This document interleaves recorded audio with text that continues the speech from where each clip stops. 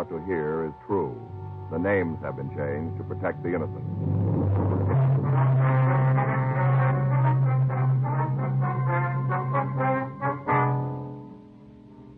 You're a detective sergeant. You're assigned to robbery detail. You get a teletype warning you that 2 hold-up men are heading for your city. You know they're armed and dangerous. Your job? Be ready for them.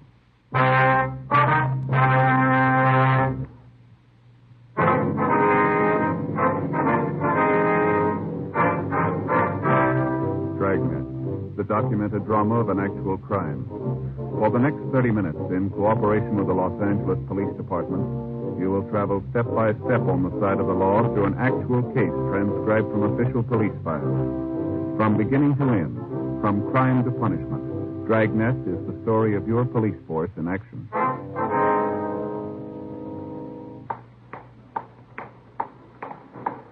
It was Tuesday, April 5th. It was raining in Los Angeles. We were working the day watch out of robbery detail. My partner's Frank Smith. The boss is Chief Detective Thad Brown. My name's Friday. I was on my way back from R&I, and it was 8:46 a.m. when I got to room 27A. Squad room. Frank? Yeah, Joe. Back here. How about it? Turn anything? Yeah, a couple of names. None of them match the descriptions. Mm-hmm. One of the mugs supposed to be in. This afternoon's mail, they said they were sending them there special.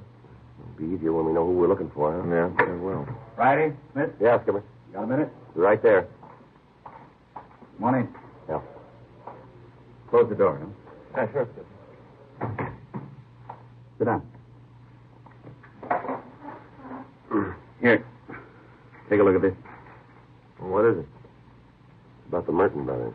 Oh. I just talked to Leopold. Sheriff from Las Vegas? That's right. Gave me as much as he could on the Merton. Well, we checked our records. There's nothing on them here. Isn't likely. From what Leopold says, they're fresh out from the east. You name a town? No, someplace in Georgia. They're trying to run it out. Mm-hmm.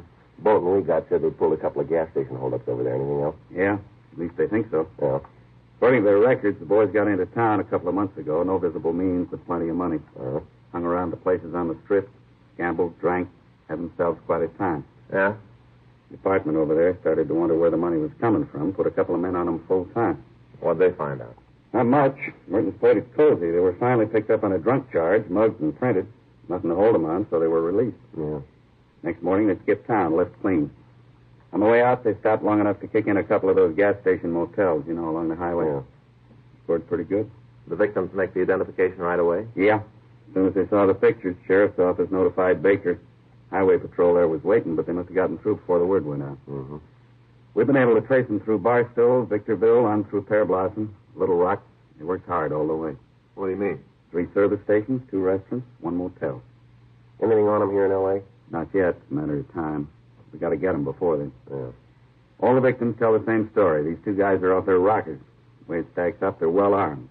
The car they're driving is cold, and they're on the needle. Heroin? The way we got it. Leopold says they kept a couple of dates with known pushers in Vegas. As far as he could tell, there wasn't anything passed. That doesn't mean it didn't happen. Yeah. That's the story. Get on it. Okay, Skipper. I told you before, it's a matter of time till they try to put somebody around here in town. Yeah. A couple of crazy gunmen, high on H. Bad combination. Somebody's got to lose. Well, let's hope it's not us.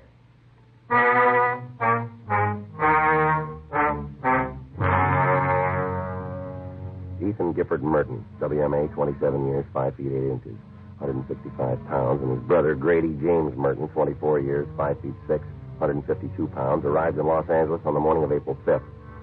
The first word we had of their presence was a hotshot telephone call reporting the robbery of a market on the corner of Santa Monica Boulevard and Monroe Street. The market owners, Mr. and Mrs. Turner Dillon, had both been pistol whipped.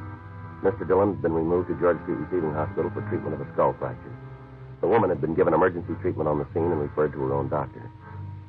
The description the victims gave us matched the Merton brothers. As soon as the mugshots from Las Vegas arrived, Frank and I drove out to see Mrs. Dillon. We found her in the small apartment above the store. I just talked to the doctor at the hospital. He said Turner'd be all right. Yes, ma'am. Sure a wonder the way they hit him. Yes, sir. No reason for it. We'd have given him the money. Turner kept telling him, take the money and leave us alone. Take the money. Didn't make any difference to him. I don't think they even heard us. We'd like you to look at some pictures, Mrs. Dillon, see if you can point out the men. Oh, sure. Anything to help you catch him. Here you are, man. Think you've got him in here, do you? I hope so, yes. Mm-hmm. Well, you're right. Ma'am? Here they are. Same two. Am I going to help you get him? Yes, ma'am. Did Did you notice that they drove a car in this building? I can't tell you for sure. We didn't really see until they were in the store. I see. Now, there must be something wrong with men who beat somebody up like that. You know, up here. Can't be a normal person. What'd they say to you? Well, he told us it was a stick-up. Said to hand over the money. The bigger one, that's him right there. He said for us to hurry up. I see. My husband opened the cash register, and I gave him what was there. The big one told him to get to the safe, hand over that money, too. Yeah. Pointed the guns at us, kind of pushed us back to the safe. Turner opened it. All the time, we did just what they said. We weren't going to cause them any trouble. Yeah. Handed them all the money, every dime. Turner kept saying, take the money, but leave us alone. He must have said it 50 times. Before I even knew what was happening, Turner was lying on the floor. He'd been hit. I got mad. I tried to get at the man myself. Didn't make any difference to him. I was a woman. They hit me, too. With the gun? Yeah, here. Right on the face. Guess they didn't hit me as hard as they did Turner. Guess it didn't. After that, they left the store. Did you see him go? Not too good. To tell you the truth, I was more concerned with taking care of my husband than paying attention to them. Mm-hmm. Couple of hoodlums. I don't know where men like that come from. Must be something wrong with the way they were brought up. Yes, ma'am. Truth come out, it'll probably be their parents who ought to be in jail, not the boys at all. Well, you might be right. Sure, it's not the boys' fault. Well, we'll settle for him.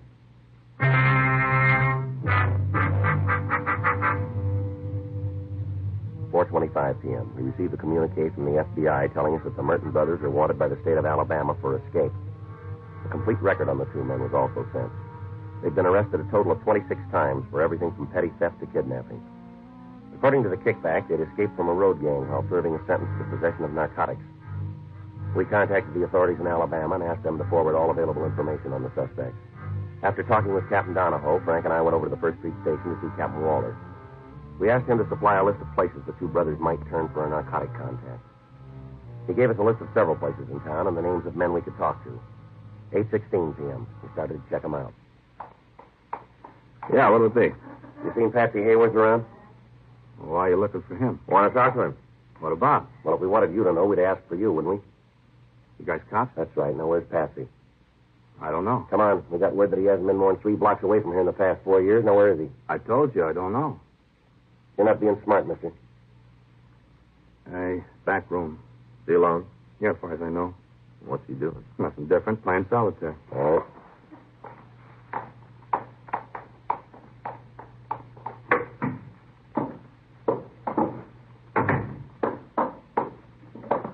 Yeah? You want something? You Patsy Hayworth? That's right. Sit down. I know you. I don't think so. You're in the wrong room. Police officers, we got some questions for you. That don't guarantee the answers. It's a start. Go. You heard from the Merton brothers? Who? Grady and Ethan Merton. No name. You don't know them.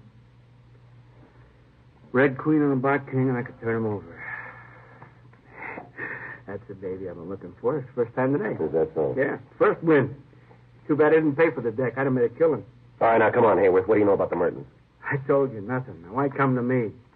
A lot of other guys in town? They're going to need 8. The way we got it, you can steer them to it. Old friends again. All right, get your coat. Why? Let's take a ride. For what? We can't talk here. Let's go downtown. Well, it's a nice place. There's nothing wrong with right here. All right, then, what do you know? What's in it for me? Why?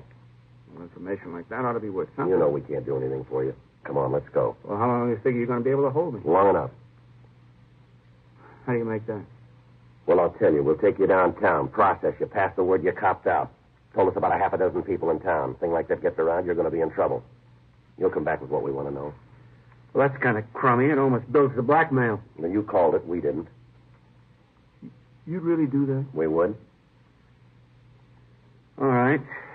You crossed out all the roads. What do you want to know about the Mertons? You know them. I met them yet. Where? Place down the street. When? Last night. What is it, a bar or hotel? Hotel. They're there now? No, we just used the room to meet. You know where they are? No. What they want? You called it H. You do them any good? No, I told you the truth. I'm not pushing anymore. Why'd they come to you? Heard I could turn them on. What'd you tell them? Oh, said I couldn't help him. I told him I'd try and line something up. Stall, you know. I don't want any part of that action. Even if I could have a piece of it, the answer would be no. Why? Well, these guys are too far out. They must be shooting 7, 8 caps a day. Got to spend most of their time cooking. They're out of their skull, these guys. Mm-hmm. You got anything that'll help box them in? I don't know. Hey, maybe the broad. What do you mean? Well, they're dragging a broad with them, a big one. Must be 6'2" in her stocking. You know her? I've seen her around. Where? She used to hustle drinks downtown. It got too rough for some of the managers. They tied the can to her. She's been floating for a couple of months. Ties into some guy who'll pay the bill. As soon as he wisens up, she drops and goes on the prowl. She got an address? Oh, I can't name it. Some flea bag on 5th, I think. She a hide? I don't know. She might chip you with it. Not steady enough. Mm-hmm. But she's smart, you know. Handy look, she'd do real good. One of the homeliest women I ever met. Is that so? Yeah, looks like she should be wearing a bridle. Where can we get in touch with her? Well, it's hard to say since she's running with the Mertens. Yeah. You might try the 10 of Hearts. Where's that? It's a dive on 6. She used to show for the place. When they kicked her out, she went freelance. She still hangs around, I think. All right. How'd you leave it with the Mertens? Huh? They going to contact you? I don't know. They might. Want me to call you if they do? Yeah, we'd appreciate that. Okay. You got a card? Here.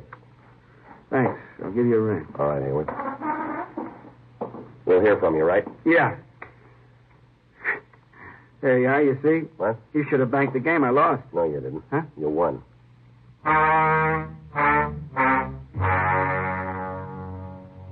We returned to the office and ran the name and description of the woman through the record section.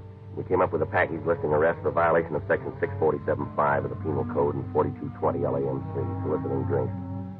She'd served 2 terms in the county jail and at the present time was not on parole. We got her address and drove out to see her. The landlady at the apartment house told us she was out and wasn't expected back at any certain time.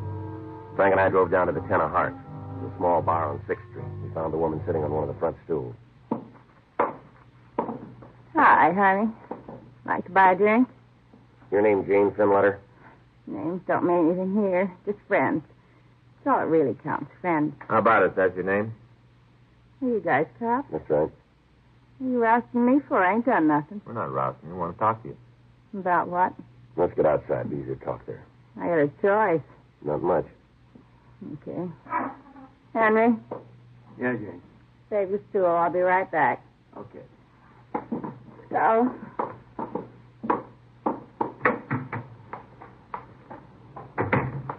Right out here. We can talk in the car. Yeah. Go ahead, get in.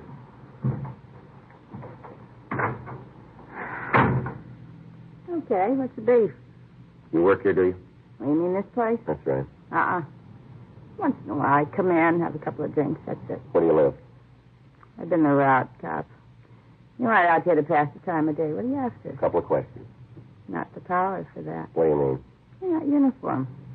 You don't send a suit out to ask about a traffic accident. What do you do with your time, Jane? Move around. Well, lay it out for me. What? When? Starts first of the week, huh? Okay. Slept late Monday. Got up about 1:30. Had a bad night Sunday. Woke up with a real head. Mm-hmm. Tagged the bar on the corner. Had a couple of Bloody Marys. Went home. Changed my clothes and met a friend. You want to give us his name? Ain't go any farther. Not from us. Nick Pfeiffer. Okay, what happened then? I was out with him until maybe 2:30. That's in the morning. Yeah. Came home, went to bed. Slept until about 11:30 Tuesday. Mm-hmm. Got a call from a couple of friends who just got into town. Get their names? Same deal. Same deal. A couple of brothers. They met a girlfriend of mine in Las Vegas. She gave them my number. How about the names? Ethan and Grady Merton. Okay. Met them, had a couple of drinks, and drove out to the beach for lunch. Came back to town, had dinner. Takes us up to last night. Have you seen him today? No. Ethan called me this afternoon. Yeah. Said they had some kind of a business deal to take care of this evening. After that, they were going to pick me up. Where? Here, in about an hour. Mm-hmm. That the reason for the muscle, the Merton brothers? Might be. They got a game going. I'm not on their side. I want that clear. They pulled a boo-boo. They did it themselves. No help from me. Mm-hmm. As far as I'm concerned, they both got soft spots. What do you mean? In their skulls. Soft. They say what this business was they had to take care of? No, mentioned something about somebody owing them money, something like that, so they were going to collect. Didn't say where, though, huh? Not to me. Mm-hmm. The way they were rigged last night, though, didn't leave a lot of doubt. Hmm? All those guns going out to collect. Yeah. They weren't going to do it nice.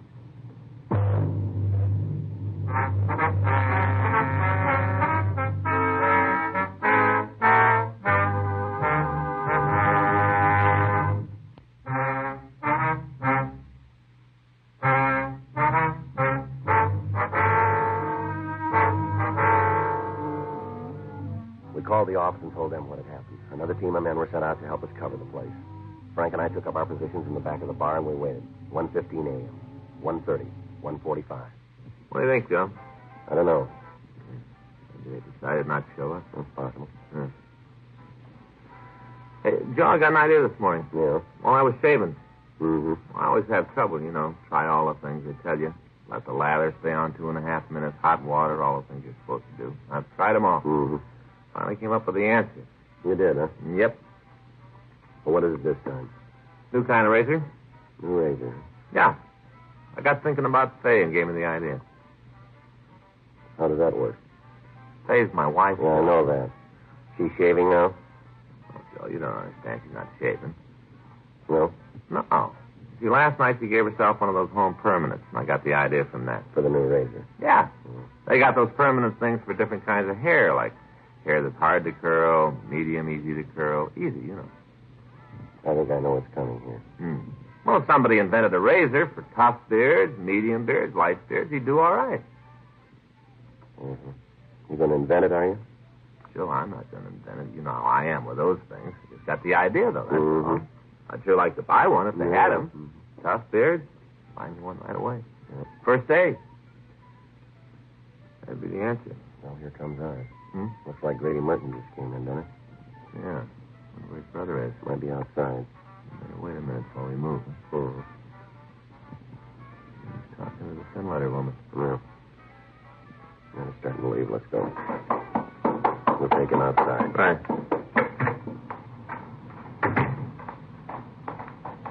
All right, Merton, hold it up. He's leaving, Joe. All right, come on, calm down. Take it easy. Leave me alone. Police officer. Take it easy. All right, now, come on, Merton. Get up. Come on. Get over there by the wall. Stand still. Hey, Joe. Luger. Hurt himself. Yeah. All right, put your hands down the back. What are you shoving me around for, cop? You're going to be sorry about... Where's your brother? You'll find him. You got a fat mouth, mister. Now, where is he? I won't lead you to him. Got him, huh? That's right. You turned him on, didn't you? You talk to me. Guys like you always causing trouble. Ah, you cheap bum. I don't know what he's in season. You're sure going to be sorry when he hears about this. Tell him to stay away, too. He'll get you. You can't dig far enough to get away. He'll find you and pay you back. All right, that's enough. Now, let's go. You tell her. She's going to collect interest on it. She'll be sorry. Not alone. Huh? She'll have company.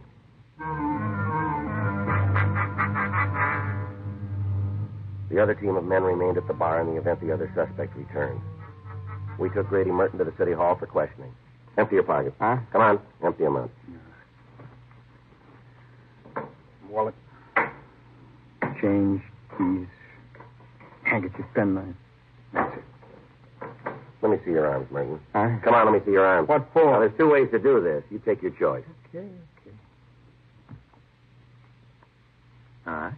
When'd you have your last pop? You got to prove it. That won't be hard. All we got to do is drop you in an ISO cell, and you'll be screaming for it. Sure. You get all the money you can on that. I'll book it myself. Let me see the wallet. There's nothing wrong with your reach. Mr. Pink slip on your car? Yeah. Bought it in Nevada? That's what it said. Yeah. What are those keys for? Nothing. I just like to carry them. Stand up. Now, what happens now? You hit me? Turn around. Forgot something, didn't you, Merton? Huh? Key here. What's it for? I never saw it before. Hendricks Arms Hotel. Is that where you've been staying? I'm not going to say anything more. You want me to talk? It's got to be with a lawyer. All right. I know my rights. You can't make me say nothing more. You don't have to. Huh? We got all we need.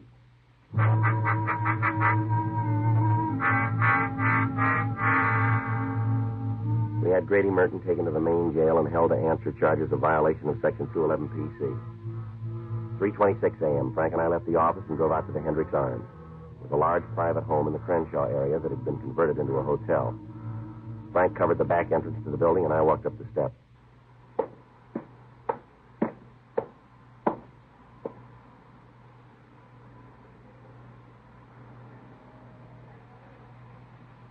Just a minute.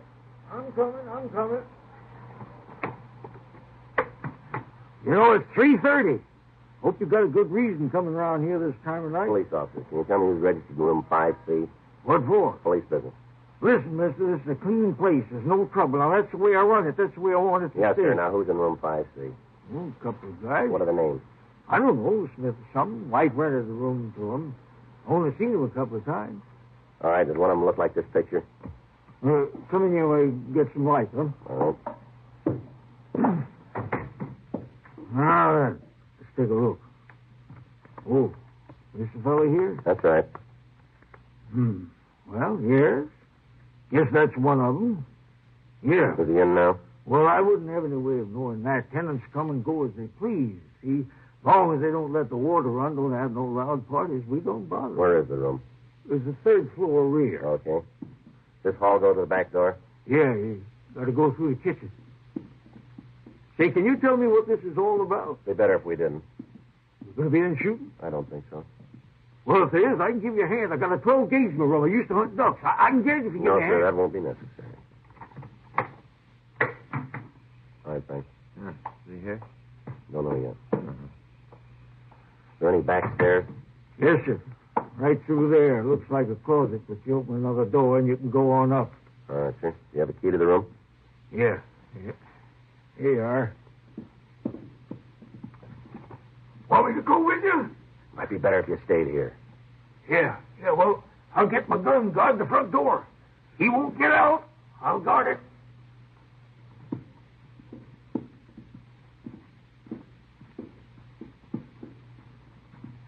This is down this way. Yeah, easy.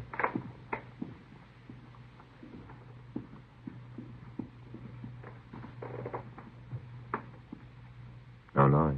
No. You all set? Yeah. Locked.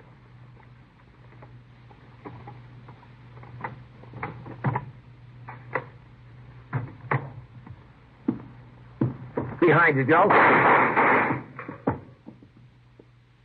get the light. All right, what are you doing? Hi, Jack, what are you guys doing Get here? up. Come on up. All right, how'd you get to me? How'd you do it?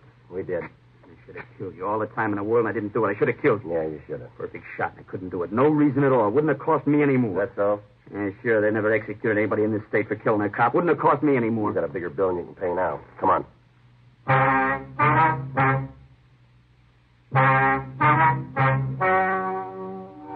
The story you have just heard is true. The names were changed to protect the innocent. On August 18th, trial was held in Department 98, Superior Court of the State of California, in and for the County of Los Angeles. In a moment, the results of that trial.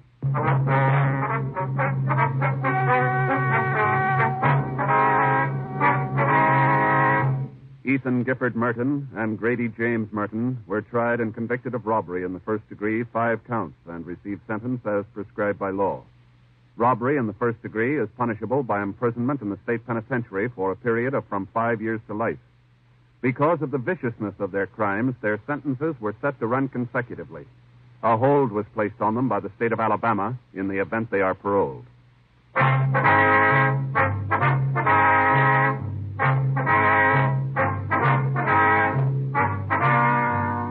You have just heard Dragnet, a series of authentic cases from official files. Technical advice comes from the Office of Chief of Police W.H. Parker, Los Angeles Police Department. Technical advisors, Captain Jack Donahoe, Sergeant Marty Wynn, Sergeant Vance Brasher. Heard tonight were Ben Alexander, Herb Ellis, Virginia Gregg, Vic Rodman, Bert Holland. Script by John Robinson. Music by Walter Schumann. Hal Gibney speaking. Watch an entirely different Dragnet case history each week on your local NBC television station. Please check your newspapers for the day and time. Chesterfield has brought you Dragnet, transcribed from Los Angeles.